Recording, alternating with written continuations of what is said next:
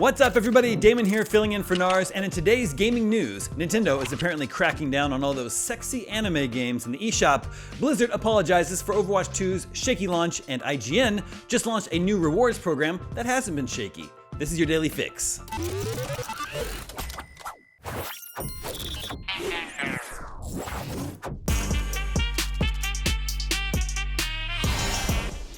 You may or may not be aware that in recent years, Nintendo has seemingly loosened up on its family-friendly image a bit and has allowed all manner of cheap, tawdry, dare I say, horny games to be sold in the eShop. They're usually a knockoff of a classic puzzle or arcade game with the hook that you can see some scantily clad anime girls.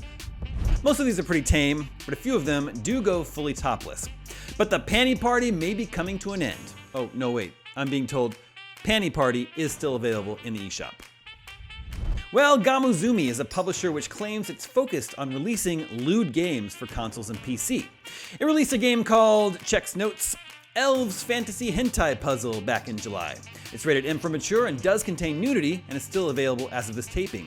But its next game was going to be Hot Tentacles Shooter, a basic arcade shmup style game in which you are tasked with rescuing girls from the clutches of tentacles, and successfully doing so might earn you a glimpse of them topless. It was set to be released on Switch and Steam last month. However, on Twitter, Gamuzumi shared the news that, quote, "We are having some problems with both the Steam and Switch releases. Looks like Nintendo is increasing their restriction about what can be published or not on their consoles. We sent the game for review about a month ago and haven't received a review yet, but what we received was an email entailing that maybe the game will not fit the console policies." Then on September 30th, Gamuzumi provided this update. "We received an answer from Nintendo and now we have a confirmation that they do not allow uncensored boobs on their consoles now.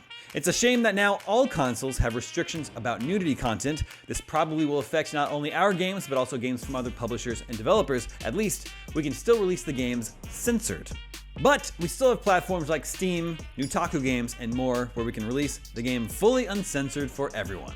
It's interesting to hear that Nintendo is maybe changing its policy on nudity. The Witcher 3 is still available in the eShop and still has nudity, so it sounds like it's a very specific type of game that Nintendo is cracking down on. Not AAA masterpieces, but cheaply made, lewd games where the nudity is the draw.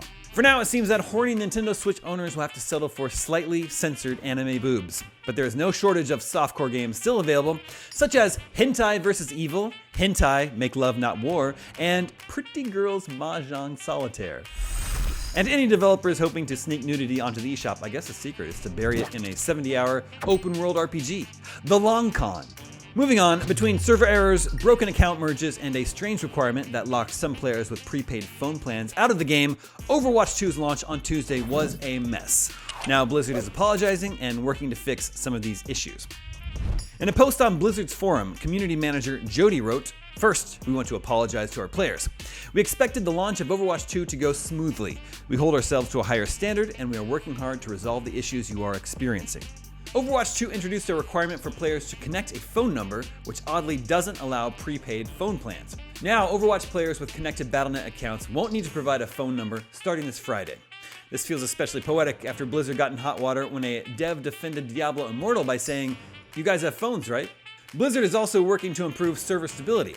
After countless players dealt with crashes, lengthy queues, and difficulty logging in, it's now working on numerous ways to stabilize these servers, including patching the login server and adding nodes to the player database to lessen the load. Finally, some players who merged multiple accounts dealt with missing inventory items. The company is assuring players it hasn't lost any of their data. In many cases, it's just taking a long time to merge over. They're really putting the over in Overwatch 2. Some IGN users have taken to calling it Overwatch 2077, which I have to admit did give me a chuckle.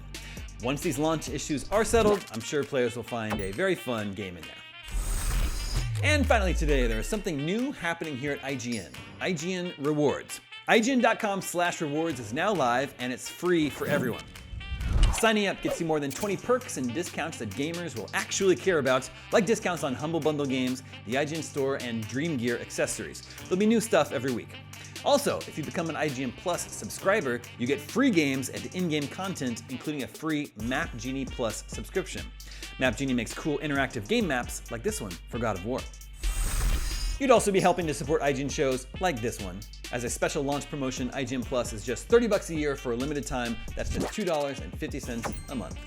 And that's your Daily Fix for October 6th. Now that you're caught up on today's news, check out this video on how a canceled Plants vs. Zombies game paved the way for a Star Wars game, which was then also canceled by EA as well. I'm Damon Hatfield, and for everything video games, stay tuned to IGN.